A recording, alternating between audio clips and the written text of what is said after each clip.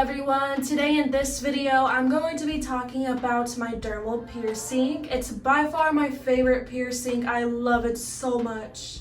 So much, bro. Anyways, number one, what's going in your body? So you're thinking about getting this piercing, but you don't really know about the anchors, do you? There's two anchors that are on the back of the stud that's actually to be inserted into the hole that they take out so skin can grow around the anchors, therefore holding your piercing nicely and securely without ever falling out. It's very important to get this piercing professionally done because of this. With this being said, our second question, does it hurt? Well, Speaking from my experience, it pinched my cheek. It didn't necessarily hurt in an unbearable pain. It did hurt in a way where I was like, okay, this can go kind of faster, but I'm chilling, it's tolerable. The way how I could describe how it's felt for me is peeling off a scab that's deep. It's kind of satisfying, but it does hurt and you just want to rip it off and get it over with.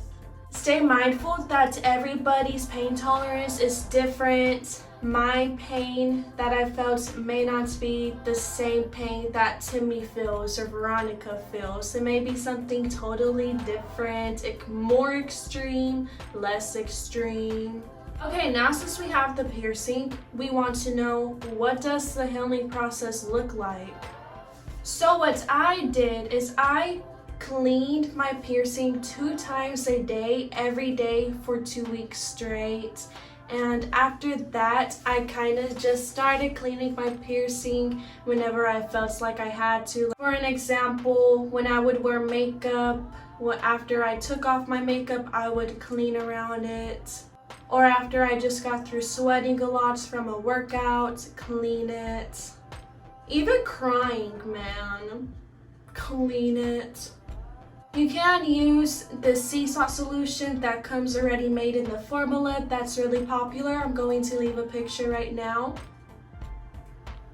Another thing you can do is use this sea salt by itself and make a little solution with some lukewarm water, and you want to mix that for however long until you see most of the salt dissolve. You want to put that solution somewhere where you know you can reuse it.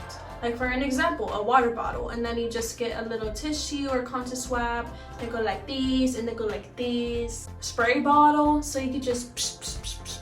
So what my piercer recommended me, which I thought was kind of sus, because like nobody says to use this product when you're looking at how to clean a piercing. But guys, let me tell you, I had no problems using this product and it worked really well. So hey, if you already got one of those, or if you're in a supermarket and that's like the first thing you run into, might as well get it, use it. A tip that I want to throw in there is the first couple of days or the first 2 weeks, if you like, you can put a bandage on the piercing for while you sleep, or even throughout the day to make sure that it stays really secure. Because I know personally me, when I would go to sleep, I would always sleep on this side. And the first thing I would do in the morning is check if my dermal was nice and safe in my cheek. I would be changing clothes and oh no, I accidentally hit my piercing. Is it still there? Oh, phew, it's still there. What do infections look like? Infections for the dermal piercing look like your basic piercing infections. People call this a dermal rejection. I will leave a few pictures inserted. Yeah, so as you can tell, it's not so pretty, but to fix this, all you have to do is just re-go through the healing process all over again. Something that's kind of obvious is when you're getting your dermal piercing, Be mindful that the place that you get your piercing is going to mean a lot in the long run. Let's say you're getting a dermal on your hip. Well, it's prone to be smacked against a lot since that is where your clothes usually go over. So your piercing may not last as long as the person who has it on their cheek. The piercing may start to reject after a while to the points where you kind of have to take it out. And during this healing process, you're probably going to want to pay extra attention and take more care of her, vice versa, the person who has the cheek piercing. How to remove or replace your dermal piercing. How do I remove this thing?